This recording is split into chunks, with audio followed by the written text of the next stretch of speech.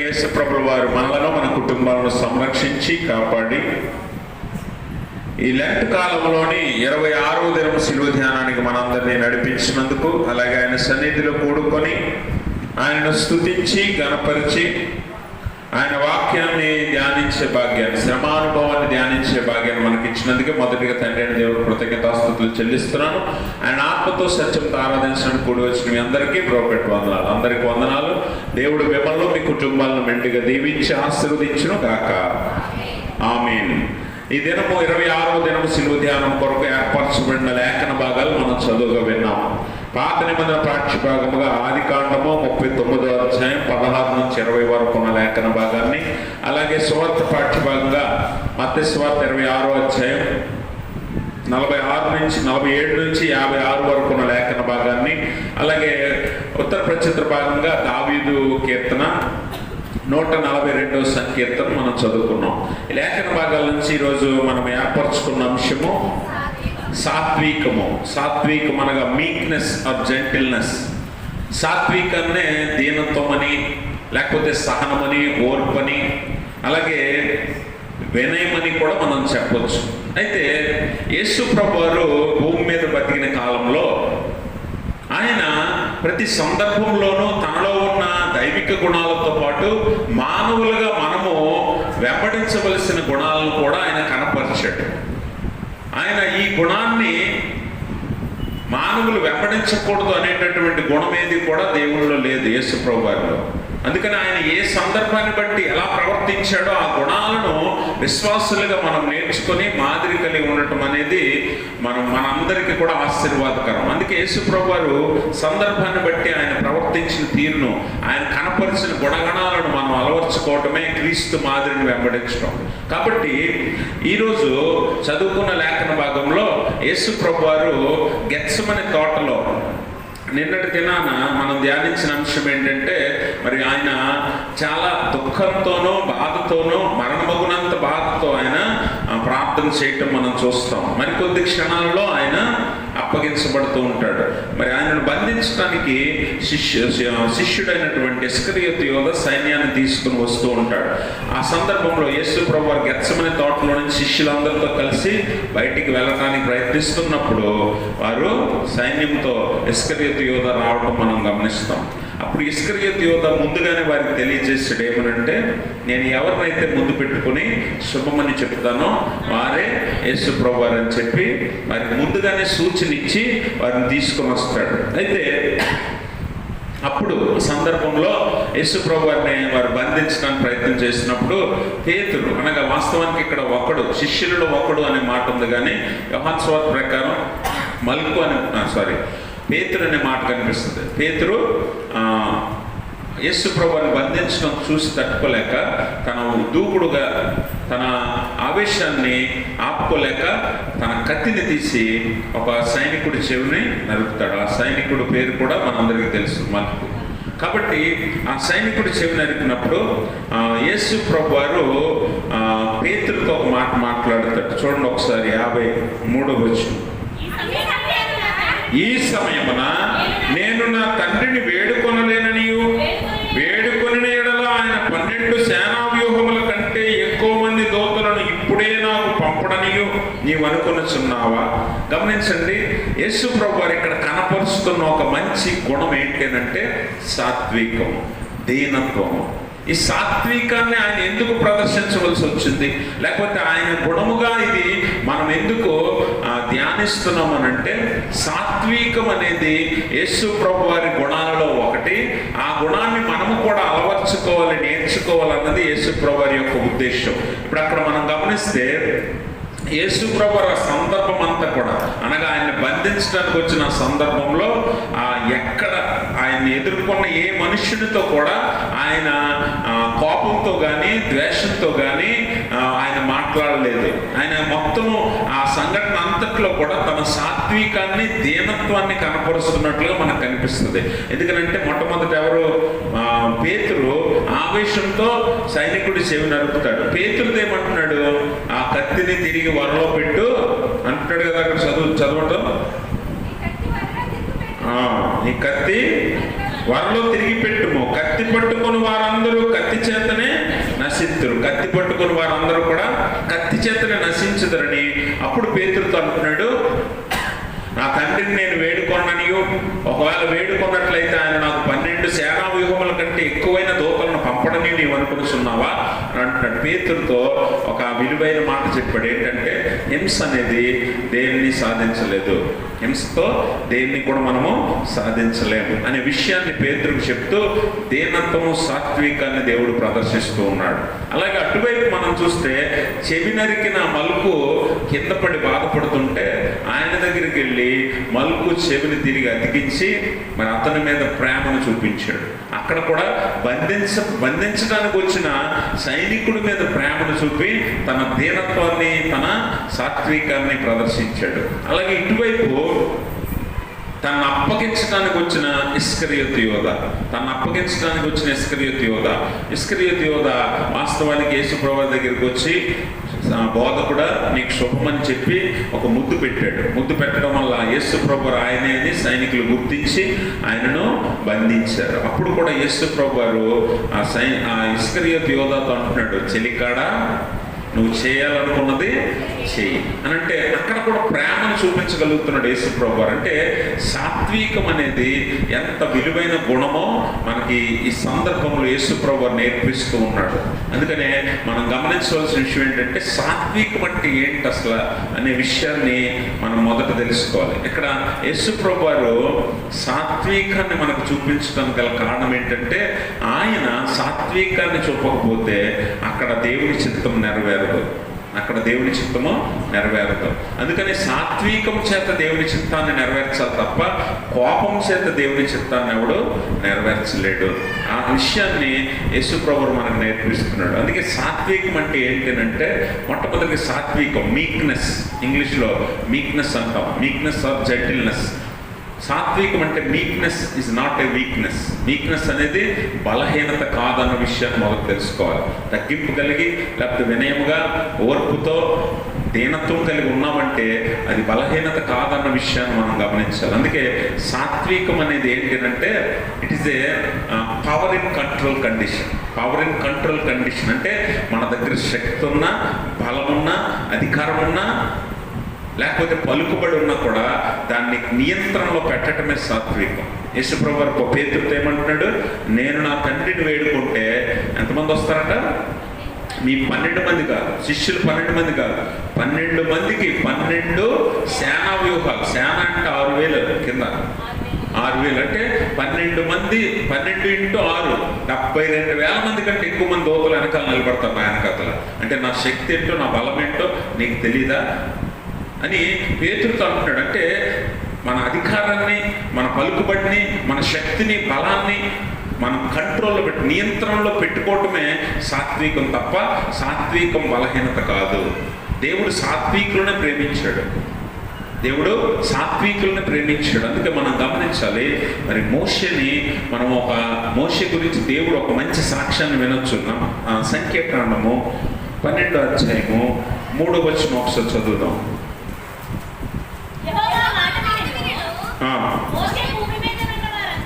మోషే భూమి మీద ఉన్న వారందరిలో మిక్కిలి సాత్వికుడు. గమనించారా?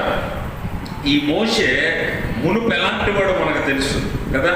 ఐగుప్తులో ఒక ఐగుప్తీయుడు ఒక హెబ్రీయుడు కొట్టుకుంటుంటే తన సొంత జాతివాడైన హెబ్రీయుడిని ఐగుప్తీయుడు కొడుతున్నాడు అని చెప్పి మోషే కోపంతో తట్టుకోలేక ఆవేశంతో ఆ ఐగుప్తీయుడిని ఒక దెబ్బతో చంపి ఇసుకలో పాతిపెట్టిన ఈ మోషే గురించి దేవుడు ఏం సాక్ష్యం చెప్తున్నాడు? భూమి మీద ఉన్న వారందరిలో మిక్కిలి సాత్వికుడు మోషే యేసు ప్రభు వారికి ముంగుర్తు. కాబట్టి మోషే కోపిష్టిగా ఆవేశంగా ఉన్నప్పుడు దేవుడు మోషేని ఇష్టపడలా, మోషే గురించి సాక్ష్యం చెప్పలా. కానీ మోషేని ఎన్నుకొని మోషేను 40 సంవత్సరాలు మిద్యాన్ అరణ్యంలో తర్ఫీదు చేసి తనకు కావలసినట్లుగా మలుచుకొని మోషేను నాయకుడిగా నిలబెట్టాడు. అప్పుడు మోషే ఎలా మారిపోయాడంటే 40 ఏళ్లలో మిక్కిలి సాత్వికుడిగా మారిపోయాడు, దేవునికి ఇష్టడిగా మారిపోయాడు, ఇల్లంతట్లో నమ్మకమైన వాడిగా మారిపోయాడు. అంటే సాత్వికం అనేది, నెమ్మది అనేది, దీనత్వం అనేది దేవుడి చిత్తాన్ని నెరవేర్చడానికి ఉపయోగపడుతుంది. మనం దేవుడి చిత్తాన్ని నెరవేర్చాలంటే ఈ సాత్వికం మన దగ్గర ఉండాలి. కోపంతో మనం ఏమీ చేయలేము, కోపంతో మనం ఏమీ చేయలేము, దేవుడి చిత్తాన్ని నెరవేర్చలేము. అందుకనే మోషే వంటి కోపిష్ని, మోషే వంటి ఆవేశపరుని కూడా సాత్వికునిగా దేవుడు మార్చగలడు. అందుకనే యేసు ప్రభు వారు ఆయన సాత్వికాన్ని మనకు కనపరచడంలో గల ఆంతర్యం ఏంటి అంటే, విశ్వాసిగా మనందరం కూడా సాత్వికులుగా జీవించాలి. సాత్వికం అనేది బలహీనతగా ఎంచొద్దు. నీ శక్తిని, బలాన్ని నియంత్రణలో పెట్టుకోవటమే సాత్వికము. అది దేవుడు చూస్తాడు, ఆ సాత్వికాన్ని బట్టి దేవుడు ఆనందిస్తాడు. రెండవది ఏంటంటే, సాత్వికం అనేది ఓర్పుతో కూడుకున్నది. ఇది బోధించదగినది, అనగా నేర్చుకున్నదగినది. సాత్వికం అనేది మనం నేర్చుకోవలసిందట. బోధించి ఇతరులకు చెప్పాల్సింది, మనం నేర్చుకోవలసింది ఓర్పుతో కూడుకున్నది. ఎందుకంటే ఈ నెమ్మది, ఈ సాత్వికము, ఈ దీనత్వము, ఓర్పు అనేది కొన్నిసార్లు ప్రమాదాల నుంచి మనల్ని తప్పిస్తుంది. ఎందుకు అంటే, అందుకని యాకోబు భక్తుడు అంటాడు, మీరు మాట్లాడటానికి నిదానించి వినుటకు వేగిరపడండి, అందరితోనూ ఓర్పుతో ఉండండి అంటాడు. అంటే మనం దేనికైతే తొందరపడతామో అది నష్టాన్ని తీసుకొస్తుంది. మాట్లాడటానికి తొందరపడేవాడు తప్పిదం చేస్తాడు. విస్తారమైన మాటలలో దోషం ఉండక తప్పదు. కొన్నిసార్లు ఇప్పుడు మనం చాలాసార్లు మాట వల్లే పెద్ద పెద్ద గొడవలు అయిపోవడం మనం చూస్తాం కదా. ఒక్క మాట వల్ల బంధాలు తెగిపోవడం చూస్తాం. ఒక మాట వల్ల మనుషులు ఒకరికొకరు పుట్టుకొని, తిట్టుకొని, చంపుకునే స్థాయికి వచ్చిన సందర్భాలు కూడా చాలా చూసాం. అంటే మాట్లాడటానికి మనము నిదానించాలి, వినటానికే వేగిరపడాలి. వింటూ జ్ఞానాన్ని సంపాదించవచ్చు. మనం మాట్లాడటానికి ఆవేశపడ్డాం అనుకోండి, మన వల్ల పొరపాట్లు జరగవచ్చు. అందుకే అది కేవలం మాట్లాడటానికి, వినటం విషయంలోనే కాదు, కానీ మరి ఏ విషయంలోనైనా నిర్ణయం తీసుకోవటానికి మనం ఏం చేయాలట, మనము ఆలోచించాలి. నెమ్మది కలిగి, దీనత్వం కలిగి, సహనం కలిగి, సాత్వికం కలిగి ఆలోచించి మనము నిర్ణయాలు తీసుకోవాలి. అందుకనే మనము ఓర్పు అనేది నేర్చుకునదగినది, సాత్వికం అనేది అభ్యసించదగినది, బోధించదగినది. కాబట్టి సాత్వికం అనగా బలహీనత కాదు. రెండవది నేర్చుకొనదగినది.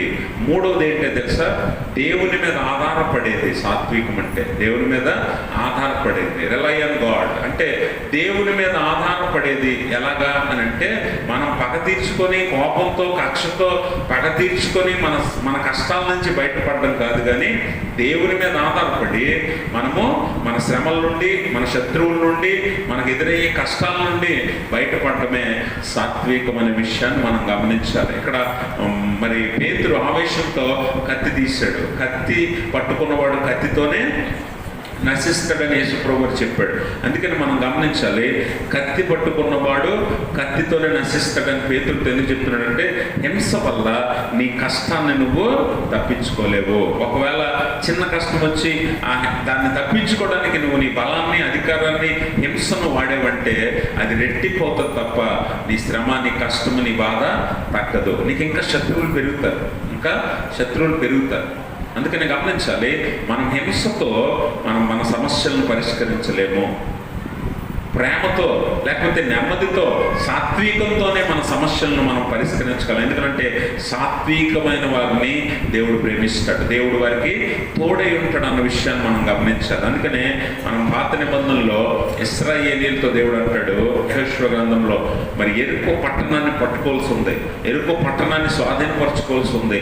దేవుడు అంటున్నాడు, గోడలు దాటి బయటకు వెళ్ళాలంటే వారు యుద్ధం చేయాలేమో అనుకుంటున్నారు, లేకపోతే వారు మరి ఆయుధాలు పట్టాలనుకుంటున్నారు. కానీ దేవుడు ఏమన్నాడో తెలుసా, నేను చెప్పినట్టు మీరు చేయండి అని అన్నప్పుడు దేవుడు చెప్పినట్లుగా వారు చేయటం చూసి మరి ఆ ఎరుకో గోడలు పడిపోవటం మనం చూస్తాం దేవుని శక్తి చేత. అంటే మన జీవితాల్లో సాత్వికం కలిగి దేవుని మీద ఆధారపడితే మనకు దేవుడు అద్భుతాలను చేసి చూపిస్తాడు.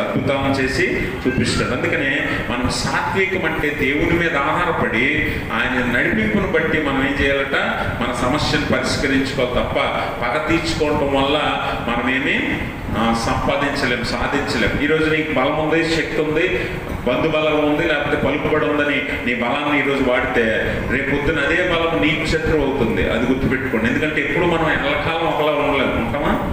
ఎల్లకాలం ఒకే బలం, ఒకే పదవి, ఒకే అధికారం అన్ని మన దగ్గర ఉంటాయా? ఒకే పలుకుబడి మన దగ్గర ఉంటాయా? పెద్ద పెద్ద రాజకీయ నాయకులే పవర్ లేకపోతే పట్టించుకోవట్లేదు ఎవరు కదా. నువ్వు నేను అంత. అందుకనే అధికారంతోనో బలంతోనో దేన్ని సంపాదించలేం, సాధించలేం. అందుకని దేవుడి మీద ఆధారపడితే దేవుడు మనకు తోడై ఉన్నప్పుడు మన కష్టాలను, శ్రమలను మనము దాటగలము. అందుకే యాకోబు పత్రిక అంటాడు 1వ అధ్యాయము 21వ వచనం చదవండి. అందుచేత సమస్త కల్మషమును, విర్రవీగుచున్న దుష్టత్వమును మాని లోపల నాటబడి మీ ఆత్మలను రక్షించుటకు శక్తిగల వాక్యమును సాత్వికముతో అంగీకరించండి. అర్థమైందా? దేవుని మీద ఆధారపడటం అంటే ఏంటి? వాక్యాన్ని అంగీకరించడమే.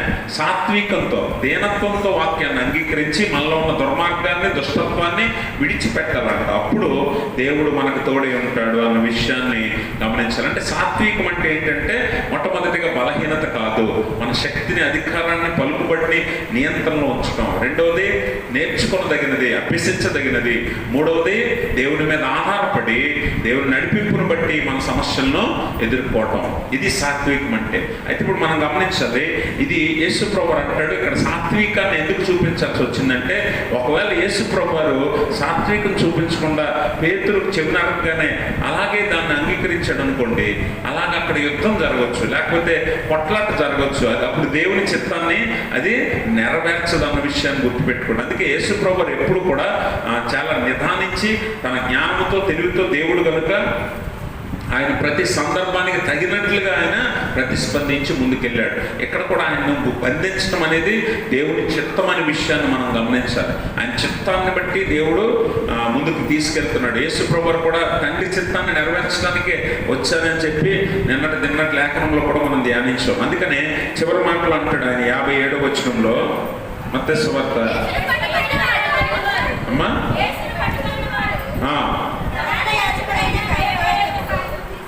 56 చదవండి. 56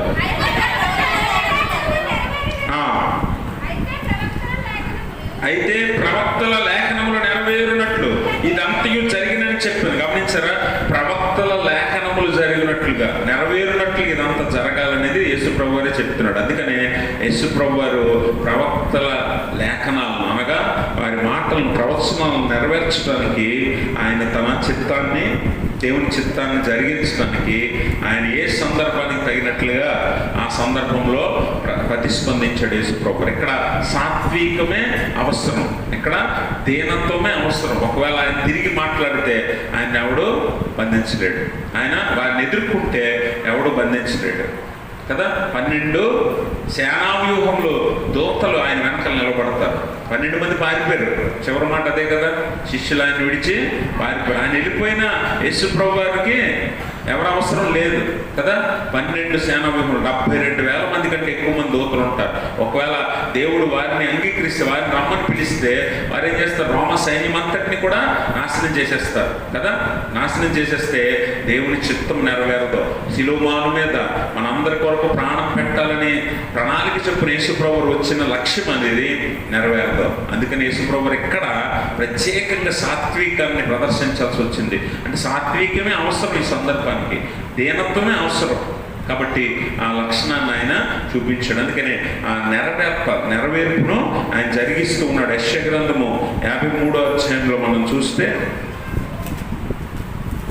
యెషయా గ్రంథం 53వ అధ్యాయము 7-8 వచనాలు చదువుతాం.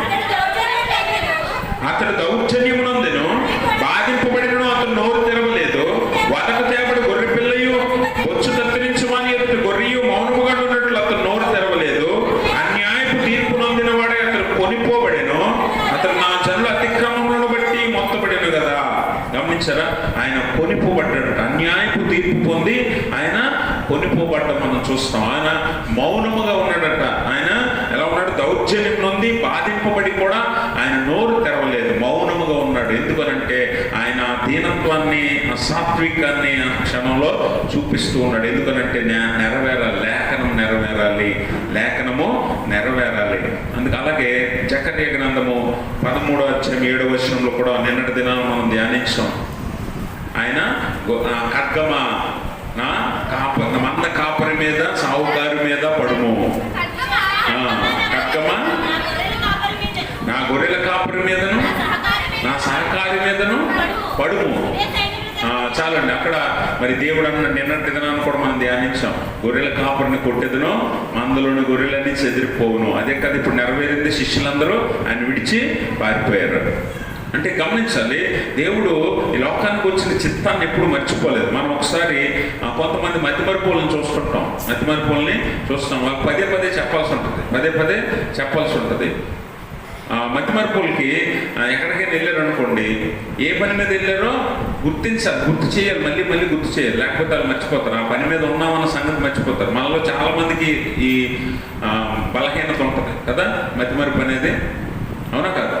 కొంతమందికి ఈ బలహీనత ఉంటుంది. కానీ వాస్తవానికి మానవుడిగా మనందరం భూమి మీద ఎందుకు పుట్టామో సత్యాన్ని తెలుసుకుంటే ఆ లక్ష్యం కోసం మనం పనిచేయాలి, మర్చిపోకూడదు లక్ష్యాన్ని. యేసుప్రభు వారు భూమి మీదకి ఎందుకు వచ్చాడో 12 ఏళ్ల వయసులోనే తల్లిదండ్రులకు చెప్తున్నాడు, నేను నా తండ్రి పనుల మీద ఉండవాలని మీరు ఎరుగరా అన్నాడు. అలాగే ఆయన చిత్తాన్ని నెరవేర్చడానికి ఈ లోకానికి నేను వచ్చాను, నా ఇష్టాన్ని నెరవేర్చడానికి కాదని యోహాను సువార్త 6:38 వచనంలో ఆయన చెప్తాడు. అంటే ఆయన ఏం నెరవేర్చాలో దాని మీద, ఆ గురి మీద ఏకాగ్రతతో యేసుప్రభు వారు ఉన్నాడు. అందుకే అనవసరమైన విషయాలను ఆయన ముందుకు తీసుకెళ్ళట్లేదు, అనవసరమైన విషయాల్లో ఆయన ఇన్వాల్వ్ అవ్వట్లేదు కదా. అందుకని ఇప్పుడు ఆ పేతురుని వెంటనే ఆపేశాడు. అక్కడ ఒక సత్యాన్ని మనం నేర్చుకోవాలి. ఏంటంటే హింస అనేది ఏది నెరవేర్చదు, అహింస. అందుకని మన భారతదేశానికి స్వతంత్రం తీసుకొచ్చిన స్వతంత్ర సమరయోధుల్లో మహాత్మా గాంధీ ఒకరు. ఆయన కూడా అహింస అనే అహింస అనే ఒక విధానాన్ని, ఒక మంచి లక్షణాన్ని బైబిల్ నుంచే ఆయన నేర్చుకున్నాడు, బైబిల్ని చూసే ఆయన అలవర్చుకున్నాడు. కాబట్టి అహింస అనేది మనకు ఏదైనా సాధించి పెడుతుంది. హింస వల్ల మనం ఏమీ సాధించలేము. ఇప్పుడు యుద్ధం జరుగుతుంది, నువ్వు ఒకటి వేస్తే నేను 2 వేస్తా అంటున్నారు. ఏంటి, నువ్వు ఒకటి కొడితే నేను 2 కొడతా అంటున్నాను. ఇది ఎప్పటికీ తగ్గదు ఇలాగైతే. అందుకనే యుఎన్ఓ లేకపోతే ఐక్యరాజ్య సమితి ఇతర దేశాలన్నీ శాంతి చర్చలు జరపడానికి చూస్తున్నారు ఈ 2 దేశాల మధ్య. ఎందుకంటే మనము సాత్వికంతో, నెమ్మదితో మాట్లాడుకుంటేనే ఏదైనా సాధ్యమవుతుంది. అంతేగాని కోపంతో, పగతో మనము తిరిగి ఏది సాధించలేము, నష్టమే తప్ప ఏమి సాధించలేము. అందుకని గమనించాలి, యేసు ప్రభు వారు పేతురుని ఆపేశాడు, అలాగే మల్కు చెవి తిరిగి పెట్టేశాడు. అలాగే ఇస్రాయేలు యువతతో అంటున్నాడు, నా ప్రియుడా, నా చెలికాడ, నా స్నేహితుడా, నువ్వు చేయవలసింది చెయ్యి. ముగ్గురు మీద కూడా ఆయన ఏ కోపం కలిగి లేడు, ఆయన ఏ ద్వేషం కలిగి లేడు. కేవలం దీనత్వము, తగ్గింపు, అలాగే సాత్వికంతో ఆయన వారిని ప్రేమించాడు. కాబట్టి సాత్వికం అనే గుణాన్ని మనల్ని కూడా అలవర్చుకోమంటాడు. ఆయన మనల్ని కూడా అలవర్చుకోమంటాడు. అందుకనే మనం గమనిస్తే సాత్వికం అనే లక్షణం వల్ల మనకు కలిగే మేలేంటో తెలుసా, మనకు కలిగే లాభం ఏంటో తెలుసా? మొట్టమొదటిగా సాత్వికం వల్ల దేవుడు తగిన కాలమందు మనల్ని హెచ్చిస్తాడు, తగిన కాలమందు మనల్ని హెచ్చిస్తాడు. మనం గమనిస్తే మత్తయి సువార్త ధన్యతల్లో 5వ వచనంలో సాత్వికులు ధన్యులు, వారు భూలోకమును స్వతంత్రించుకుందరు. గమనించండి, దేవుని ఎదుట సాత్వికము, దీనత్వము కలిగి ఉంటేట దేవుడు మనల్ని ఉన్నతమైన స్థితిలో ఉంచుతాడు. అందుకే దేవుని వాక్యం అంటది కదా, తగిన కాలం ఆయన మిమ్మల్ని హెచ్చించినట్లు ఆయన బలిష్టమైన చేతి కింద మీరు దీన మనస్కులై ఉండమంటాడు. అంటే తగ్గింపు కలిగి, దీనత్వం కలిగి, అలాగే సాత్వికం కలిగి మీరు ఉన్నట్లయితే దేవుడు తగిన కాలమందు మిమ్మల్ని ఏ స్థాయికి తీసుకెళ్లాలో ఆ స్థాయికి తీసుకెళ్తాడు. భూలోకమును స్వతంత్రించుకునే స్థాయికి తీసుకుని వెళ్తాడు. కాబట్టి గమనించండి, మనము దేవుని ఎదుట సాత్వికులముగా, దీనులుగా ఉండాలి. ఎందుకంటే ఆయన సాత్వికుడు, దీనుడు. అందుకే మత్తయి సువార్తలో అంటాడు 11:29 వచనంలో, నేను సాత్వికుడను దీన మనస్సు కలవాడును గనుక మీ మీద నా కాడి ఎత్తుకొని నా ఎత్తు నేర్చుకో నేర్చుకునండి, అప్పుడు మీ ప్రాణములకు విశ్రాంతి దొరుకును. గమనించారా? మీరు సాత్వికం ఆయన దగ్గర నేర్చుకుంటేట మనము నెమ్మది కలిగి విశ్రాంతి కలిగి భూమి మీద జీవించగలం. ఏమంటే పగ తీర్చుకున్న తర్వాత ఎవడైనా ప్రశాంతంగా ఉంటాడా? అనుకుంటాం, మనం పగ ఎలాగైనా తీర్చుకోవాలనుకుంటాం. ఒకడి మీద అవతల వాడి మీద కోపం వచ్చి ఏం చేస్తాం? పగ ఎలాగైనా వాడి మీద తీర్చుకోవాలని వాడిని కొట్టడమో తిట్టడమో వాడిని ఏదో చేయడమో చేస్తాం. మనం చేసిన తర్వాత నీకు సంతోషం కలుగుతుందా? నీకు ప్రశాంతత నెమ్మది ఉంటుందంటారా? ఉండదు. ఎందుకు తెలుసా? వాడు ఎప్పుడు మళ్ళీ తిరిగి ఎప్పుడు కొడతాడన్న భయంతో నీకు నిద్ర కూడా పట్టదు. అవునా కదా? వాడు ఎప్పుడు తిరిగి నీ మీద పడతాడు అని మనకు నిద్ర కూడా రాదు. అందుకనే సాత్వికం కలిగి నెమ్మది కలిగి ఎవడు ఉంటాడో వాడే విశ్రాంతిని పొందుతాడని యేసుప్రభువు అంటాడు. అందుకే నా ఎత్తుకు వచ్చి నా దగ్గర నేర్చుకోండి, నా దగ్గర నేర్చుకోండి. అటువాడు విశ్రాంతిని నెమ్మదిని పొందుతాడు, భూమిని స్వతంత్రించుకుంటాడు. మరొక విషయం ఏంటంటే సాత్వికం వల్ల మనం ఏం సంపాదిస్తామంటే దేవుని నడిపింపు మనకు దొరుకుతుంది. దేవుని నడిపింపు మనకు దొరుకుతుంది. మనం గమనించాలి, చదువుకున్న ఉత్తర ప్రచుర భాగంలో 142వ సంకీర్తనలో దావీదు ఒక భయంకరమైన పరిస్థితిలో ఉన్నాడు. ఏంటా పరిస్థితి అని అంటే దావీదు శత్రువులు దావీదును చుట్టుముట్టేసి ఉన్నారు. ఆయన బయటకు వస్తే దావీదును చంపేస్తారు, అంత ప్రమాదంలో ఉన్నాడు. అంటే సౌలు సైన్యాన్ని నుంచి తప్పించుకోవడానికి నానా ప్రయత్నాలు చేసి ఒక గుహలో దాక్కున్నాడు. ఒక గుహలో కొంతమంది బైబిల్ పండితులు అంటారు ఇది ఎన్గేది గుహ లేదంటే అదుల్లాము గుహ అయి ఉండొచ్చు అని కొంతమంది బైబిల్ పండితులు చెప్తారు. ఆ గుహలో దేవునితో మాట్లాడుతూ దేవుని మొరపెట్టు అంటాడు. 2వ వచనం చదవండి. బహు వినయముగా ఆయన సన్నిధిని నేను మొరపెట్టుచున్నాను, నాకు కలిగిన బాధ ఆయన సన్నిధిని తెలియజెప్పుకొనుచున్నాను. నాలో నా ప్రాణం కృంగి ఉన్నప్పుడు నా మార్గం నీకు తెలియదు. గమనించారా? ఇంతకీ దావీదు పరిస్థితి ఏంటంటే ఆయన నలిగిపోయి ఉన్నాడు, కృంగిపోయి ఉన్నాడు, ప్రాణభయంతో ఉన్నాడు. అన్నిటికంటే ముఖ్యంగా మనుషుల మీద కాదు కానీ దేవుని మీద ఆధారపడ్డాడు. వినయముగా, వినయం అనగా సాత్వికముగా, నెమ్మదిగా, దీనత్వం కలిగి దేవుని మొరపెడుతున్నాడంట. దేవుణ్ణి మొరపెడుతున్నాడు. మీరు గమనించారా? ఈ దావీదు ఒకప్పుడు ఎలాంటాడు? ఇశ్రాయేలు సైన్యం అంతా బయటికి రావటానికి కూడా భయపడిపోయి రాజుతో సహా అనగా సౌలుతో సహా బయటికి రావటానికి భయపడిపోయి అలా చూస్తున్న సందర్భంలో ఈ దావీదు వచ్చి అంత పెద్ద గొలియోతును చంపి ఇశ్రాయేలుకి విజయాన్ని ఇచ్చినటువంటి గొప్ప వీరుడు కదా. అలాంటి ఈ దావీదు ఇప్పుడేమో ప్రాణభయంతో తనను తాను తగ్గించుకొని, అనగా తను పోరాడగలగడు శక్తి, శారీరక శక్తి, బలం ఉండొచ్చు, కానీ దేవుని దృష్టిలో తను తాను తగ్గించుకొని వినయము కలిగి సాత్వికంతో దేవునికి మొరపెడుతున్నాడు. దేవునికి మొరపెడుతున్నాడు. అందుకనే దేవుడు అతనికి ఇచ్చిన సమాధానం చూడండి. 7వ వచనం చివరి వచనం. నేను నీ నామమునకు కృతజ్ఞతాస్తుతులు చెల్లించినట్లు చెరసాలలో నుండి నా ప్రాణమును తప్పింపు. అప్పుడు నీవు నాకు మహోపకారం చేసినట్టు చూసి నీతిమంతులు నన్ను బట్టి అతిశయపడుదురు. గమనించారు, ఈ రోజు దావీదును మనం జ్ఞాపకం చేసుకుంటున్నామంటే విశ్వాసులైనటువంటి వారు, నీతిమంతులైనటువంటి వారు దావీదును బట్టి సంతోషిస్తున్నారంటే ఆనాడు దావీదు ప్రాణాన్ని దేవుడు సౌలుకి కానీ సైన్యానికి కానీ శత్రువులకు కానీ అప్పగించలేదు. ఇంకా పైగా దావీదు ఎదుటే సౌలు కొడుకు అనేక మంది చనిపోయారు, అనేక మంది వారి ప్రాణాలు పోగొట్టుకున్నారు. అంటే వినయముతో ఎవరైతే సాత్వికం కలిగి దేవుని మీద ఆధారపడతాడో వాడిని దేవుడు సంరక్షిస్తాడు, కాపాడుతాడు, వానికి కృప చూపుతాడు. అలాగే ఉన్నతమైన స్థితికి దావీదుని తీసుకెళ్ళాడు. ఈ దీనత్వం వల్ల, ఈ సాత్వికం వల్ల దావీదుని ఎక్కడికి తీసుకెళ్ళాడు? హెచ్చించాడు, బహుగా హెచ్చించాడు. ఎంత చెప్పాను కదా, భూమిని స్వతంత్రించుకుంటారు అన్నాను కదా. మరి దేవుడు తగిన కాలం ముందు దావీదుని ఎక్కడికి తీసుకెళ్ళాడు? ఉన్నతమైన స్థితికి, రాజు స్థితికి తీసుకుని వెళ్ళాడు. అలా హెచ్చించే స్థితి సాత్వికం వల్లే దావీదు సంపాదించుకున్నాడు, దీనత్వం వల్లే దావీదు సంపాదించుకున్నాడు. కాబట్టి గమనించండి ప్రభునందు ప్రియమైన స్నేహితులారా, మనం దేవుని వాక్యమును బట్టి మరి ఆయన నేర్చుకోవాల్సిన సాత్వికమనే గుణాన్ని మనం ఆయన దగ్గరకు వెళ్ళి నేర్చుకోగలిగితే భూమిని స్వతంత్రించుకుంటాం. అంటే తగిన కాలం దేవుడు మనల్ని హెచ్చిస్తాడు. 2వది నెమ్మదిని, విశ్రాంతిని పొందుతాం. 3వది దేవుని నడిపింపు. సరైన సమయంలో, కష్ట సమయంలో, ఇరుకుల్లో, ఇబ్బందుల్లో మనకు దేవుని నడిపింపు దొరుకుతుంది. దేవుణ్ణి మెప్పించిన వారు అవుతాం. అన్నిటికంటే ప్రాముఖ్యంగా సంతోషాన్ని, అలాగే సమాధానాన్ని మనం పొందుతాం. సంతోషాన్ని, సమాధానాన్ని మనము సంపాదించుకుంటాం. సాత్వికం వల్ల ప్రశాంతంగా పడుకోగలుగుతాం, ప్రశాంతంగా పూజించగలుగుతాం, ప్రశాంతంగా భుజించగలుగుతాం. ఈ సంతోషము సమాధానము దేనివల్ల వస్తుందట? సాత్వికం అనే గుణం వల్ల సంపాదించుకోగలుగుతాం. అందుకనే మనం గమనించినట్లయితే 37వ సంకీర్తనలో కీర్తనకాడు ఒక మాట, చక్కని మాట మాట్లాడతాడు. 37వ సంకీర్తన 11వ వచనంలో, దీనులు భూమిని స్వతంత్రించుకొందరు, బహుక్షేమము కలిగి సుఖించెదరు. బహుక్షేమము కలిగి ఏం చేస్తారట? వాళ్ళు సుఖిస్తారు. చూడండి, మన దేవుడు క్షేమాన్ని, సుఖాన్ని, సంతోషాన్ని మనకి ఎవరికి ఇస్తాడట? దీనులైనటువంటి వారికే ఇస్తాడు. దీనులైనటువంటి వారికే ఇస్తాడు. కోపంతోనో ఆవేశంతోనో పగ తీర్చుకోవాలనే ఆశతోనో ఎల్లప్పుడూ తిరిగే వారికి ఎప్పుడు కూడా ప్రశాంతత ఉండదు, నెమ్మది ఉండదు, సంతోషం ఉండదు.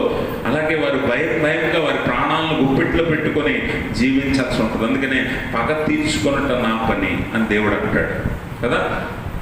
పగ తీర్చుకున్నట నా పని. కాబట్టి మీ పని కాదు. మీరు చేయవలసింది ఏంటంటే, మీరు దీనత్వము కలిగి సాత్వికము కలిగి నా దగ్గర నేర్చుకుని అలాగే మీరు జీవిస్తే మీరు విశ్రాంతిని పొందుతారని దేవుడు జ్ఞాపకం చేస్తున్నాడు. కాబట్టి అన్నిటికంటే ప్రాముఖ్యంగా సాత్వికం వల్ల మనం ఏం సంపాదిస్తాం తెలుసా? దేవుడు మనకు వాగ్దానం చేసాడే నిత్య జీవాన్ని, రక్షణను మనం సంపాదించుకోగలుగుతాం. కోపంతో మనము, దేశంతోనో లేకపోతే ఇంకా ఏ గుణాలతోనో మనం దాన్ని సంపాదించలేం. కానీ రక్షణ సంపాదించుకోవాలంటే ఏం చేయాలట? సాత్వికం అనే గుణాన్ని అలవర్చుకోవాలి, నేర్చుకోవాలట. సాత్వికం లేకపోతే, నెమ్మది లేకపోతే కొంతమంది ఉంటారు కదా, ఇక్కడ బాగానే ఉంటారు చర్చిలో, అందరూ బుద్ధిమంతులే, అందరూ నీతిమంతులే.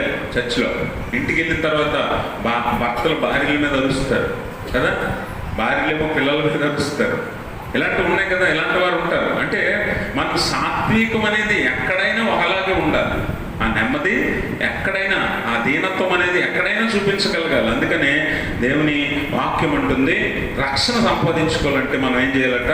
రక్షణ సంపాదించుకోవాలంటే సాత్వికం అనే గుణాన్ని అలవర్చుకోవాలి. ఒకసారి జెఫన్యా గ్రంథం చూద్దాం. జెఫన్యా గ్రంథంలో దేవుడు ఒక చక్కని మాటను తెలియజేస్తున్నాడు. జెఫన్యా గ్రంథము 2వ అధ్యాయము 3వ వచనం చదవండి అమ్మా. దేశంలో సాత్వికులై ఆయన న్యాయ విధులను అనుసరించుచు సమస్త దీనులారా ఏంటమ్మా? యెహోవాను వెదకుడి, మీరు వెదకి వినయము గలవారై నీతిని అనుసరించిన యెడల ఒకవేళ ఆయన ఉగ్రత దినమున మీరు చూసారా, ఉగ్రత దినమున దాచబడాలంటే, తప్పించబడాలంటే, కాపాడబడాలంటే, రక్షణ అనుభవం చూడాలంటే ఏం చేయాలట? దేశంలో మనం ఎలా ఉండాలి? సాత్వికులై ఆయన న్యాయ విధులను అనుసరిస్తూ దీనత్వము కలిగి మనం జీవించాలి. రక్షణ అనుభవాన్ని పొందాలంటే మనం ఏదో కోపంతోనో పగతోనో ఏది కూడా సాధించలేమన్న విషయాన్ని మనం గమనించాలి. అందుకనే యేసు ప్రభువు ప్రపంచాన్ని ప్రేమతో జయించడం సంగతిని మనము తెలుసుకోవాలి. అందుకనే ఆ సాత్వికం, దీనత్వం మనం అలవర్చుకుంటే అది మనల్ని రక్షణ దినమున ఉగ్రత దినమున మనల్ని దాచి రక్షణ అనుభవంలోనికి మనల్ని నడిపిస్తుందన్న సంగతిని మనం తెలుసుకోవాలి. కనుక ఈ సాత్వికం అనేది మనం అందరం నేర్చుకోవాల్సిన ఒక మంచి గుణం. యేసు ప్రభు వారు మనకు చూపించిన గుణం. ఆయనలో ఉన్న ఒక స్వభావం ఇది, ఆయనలో ఉన్న స్వభావం ఇది. ఆ స్వభావాన్ని మనకి ఇచ్చాడు, కానీ దాన్ని మనం కనుమరుగు చేసేసాం. లోక సంబంధమైన గుణ లక్షణాలతో మనల్ని నింపుకొని దైవ సంబంధమైన గుణాలన్నింటినీ మర్చిపోయాం, దైవ సంబంధమైన గుణాలన్నింటినీ విడిచిపెట్టేసాం. అందుకే ఇప్పుడు మళ్ళీ దాన్ని నేర్చుకోమంటున్నాడు. నా ఎత్తుకొచ్చి నేర్చుకోండి. సాత్వికము, దీనత్వాన్ని కలిగి ఉండటం నేర్చుకుంటే మీరు విశ్రాంతిని, నెమ్మదిని పొందుతారు. గమనించండి, చదువుకున్న పాత నిబంధన పాఠ్యభాగంలో మరి ఆదికాండం 39వ అధ్యాయంలో యోసేపుని మనం చూస్తాం. మీరు గమనిస్తే యోసేపు కూడా మరి దేవుని చేత దీవించబడిన వాడుగా, దేవుని తోడు యోసేపు ఉన్నట్లుగా మనం గమనిస్తాం. యోసేపు ఎంత అన్యాయానికి, అక్రమానికి గురి చేయబడ్డాడో మనకు తెలుసు. సొంత అన్నలే కొట్టారు, సొంత అన్నలే గుంటలో పడేశారు, సొంత అన్నలే ఐగుప్తుకి అమ్మేశారు. ఒక్క మాట తిరిగి మాట్లాడలేదు యోసేపు. అక్కడ మనం బైబిల్ చదివితే 39-40 అధ్యాయాలు మనం చదివితే ఒక్క మాట తిరిగి యోసేపు మాట్లాడినట్లుగా కనిపించదు. ఎందుకనంటే ఆయన తగ్గించుకున్నాడు, తన్నే దీనునిగా అలాగే సాత్వికునిగా మరి బైబిల్ తెలియజేస్తుంది. అంటే యోసేపు, అందుకని ఆ చివరి మాటలో యెహోవా అతనికి తోడై ఉండెను అనే మాట మనం గమనిస్తాం. యెహోవా అతనికి తోడై ఉన్నందున చెరసాల నాయకుని కటాక్షం అతను పొందెను. అంటే దేవుడు తోడై ఉంటాడు. దీనత్వం కలిగి, సాత్వికం కలిగి, నెమ్మది కలిగి ఎవరు ఉంటారో, వినయముగా ఎవరు ఉంటారో, విధేయత కలిగి ఎవరు ఉంటారో వారికి దేవుడు తోడై ఉంటాడు. అన్నలందరికీ మరి కోపం ఉంది తమ్ముడంటే, కానీ తమ్ముడికి లేదు అన్నల మీద, ఎవరి మీద కూడా. అందుకని తమ్ముడికే దేవుడు తోడై ఉన్నాడు, అన్నలకు ఎవరి దగ్గర దేవుడు లేడు. అందుకే వారు కరువులో ఉన్నప్పుడు కూడా, వారు ఆహారం కోసం ఐగుప్తుకు వచ్చినప్పుడు కూడా పగ తీర్చుకోవాలనుకుంటే యోసేపు తీర్చుకోవచ్చు కదా. యోసేపు తీర్చుకోవచ్చు. నన్ను కొట్టారు, ఒంట్లో పడేశారు, నన్ను బానిసగా అమ్మేశారు, అయినా కూడా వీరి మీద నేనేమి పగ తీర్చుకొని అన్నట్లుగా సాత్వికం, దీనత్వం కలిగి యోసేపు మనకి కనిపిస్తాడు. అందుకే యోసేపు ఇక్కడ సందర్భంలో కూడా మరి పోతీఫరు భార్య అతను బలవంత పెట్టినప్పుడు కూడా అతను అక్కడి నుంచి పారిపోతాడే కానీ తిరగబడడు. ఎందుకంటే దీనత్వము, సాత్వికం కలిగిన వాడు తిరిగి అవతల వారికి నష్టాన్ని కలుగు చేయడానికి అక్కడి నుంచి వెళ్ళిపోయినా కూడా అతను పట్టుకొని చెరసాల్లో వేస్తారు. అయినా కూడా మాట్లాడు. ఎందుకంటే సాత్వికము, దీనత్వం కలిగి దేవుని ఎదుట ఎవరైతే కనపరుచుకుంటారో వారి చెయ్యి ఎప్పుడూ దేవుడు విడిచిపెట్టడు. అందుకే యోసేపుని ఎక్కడ తీసుకెళ్ళిపోయాడట, తగ్గిన కాలం ముందు ఐగుప్తు మీద అధికారిగా ఉంచాడు, గవర్నర్గా ఉంచాడు. ఫరో తర్వాత యోసేపు ఏం చెప్తే అది ఐగుప్తులో జరగాలి. ఒక బానిసగా వెళ్ళినోడు ఇప్పుడు బానిస మాట ఐగుప్తులో చెల్లుతుంది. అంటే ఒక పని జరగాలంటే, లేకపోతే ఏదైనా ఒక కార్యక్రమం జరగాలంటే, ఒక కట్టడం కట్టాలంటే, ఒక మనిషికి ఒక ఆహారం పెట్టాలన్నా కూడా మరి ఇదిగో ఈ యోసేపు మాట చెల్లుతుంది అక్కడ. అంటే ఒక చెరసాల్లో ఉండి బానిసగా వెళ్ళిన యోసేపుని దేవుడు ఎక్కడ తీసుకెళ్ళిపోయాడు, గవర్నర్ స్థాయికి, అనగా ఫరో తర్వాత ఐగుప్తుకి నాయకుడిగా నిలవబెట్టాడు. అంటే తగిన కాలం దేవుడు హెచ్చిస్తాడు. అందుకే సాత్వికము, దీనత్వం మనం అలవర్చుకుంటే దేవునికి మెప్పుని తేగలం. అలాగా దేవుని చేత మనము ప్రేమించబడతాం. దేవుడు తోడు మనకి ఎప్పుడు ఉంటుంది. అదే కోపంతోనో పగతోనో మనం ప్రయత్నిస్తే మనం ఏది కూడా సాధించలేమన్న విషయాన్ని ఈ లేఖనం మనకి నేర్పుతుంది. కనుక గమనించండి ప్రభునందు ప్రియమైన స్నేహితులారా, మనము దేవుని ఎదుట ఈ సాత్వికాన్ని, దీనత్వాన్ని అలవర్చుకుంటే దేవుడు మనకు తోడై ఉండి మనందరినీ కూడా మరి ఆయన ఇచ్చిన ఆ రక్షణ చేత మనల్ని అలంకరించి ఉగ్రత దినమున మనల్ని తప్పిస్తాడు, దాస్తాడు.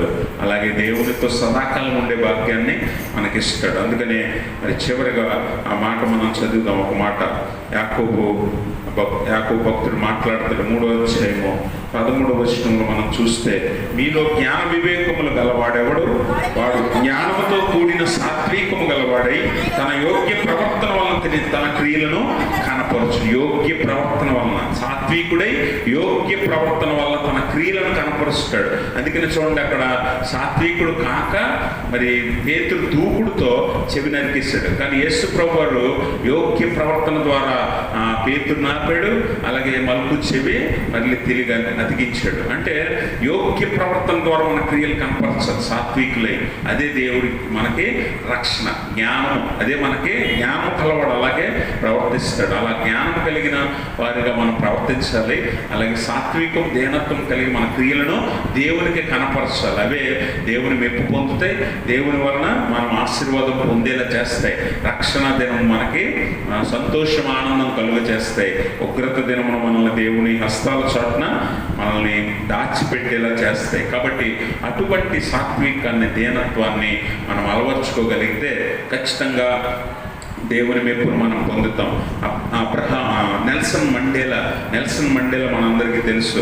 నెల్సన్ మండేలా ఒకప్పుడు హక్కుల కోసం, అంటే నల్ల జాతీయుల హక్కుల కోసం వారు పోరాడుతున్నప్పుడు చాలాసార్లు నెల్సన్ మండేలను అరెస్ట్ చేశారు. చాలాసార్లు నెల్సన్ మండేలను అరెస్ట్ చేసి జైల్లో పెట్టారు. ఒక్కొక్కసారి 3 నెలలు, ఒక్కొక్కసారి 6 నెలలు, ఒక్కొక్కసారి సంవత్సరాలు ఉండేవాడు జైల్లో. అలా ఉన్నప్పుడు అటువంటి జైల్లో ఖైదీలుగా ఉన్నవారిని ఎవడు గౌరవించడు, అవునా? ఎవడు గౌరవించడు. అయితే నెల్సన్ మండేలా ఆ జైలు జీవితం అంతా అనుభవించాక ఆయన పోరాడిన దానికి ప్రతిఫలం వచ్చింది. ఆయన ప్రెసిడెంట్ అయిపోయాడు. అయిపోయిన తర్వాత ఒకరోజు తన స్నేహితుని తీసుకుని ఒక హోటల్లో కూర్చుంటే ఎదురుగా ఒక టేబుల్లో ఇంకొక అతను కూర్చుని ఆయన నెల్సన్ మండేలను చూసి భయపడిపోతున్నాడు. చెమటలు పట్టేస్తున్నాయి, నిలబడలేకపోతున్నాడు, కూర్చోలేకపోతున్నాడు, ఎటు వెళ్ళలేకపోతున్నాడు. ఇక్కడేమో నెల్సన్ మండేలా అతని స్నేహితులు ఇద్దరు కూర్చొని అతను చూస్తున్నారు. అతనేమో నిలవలేకపోతున్నాడు, మొహం చూపించలేకపోతున్నాడు.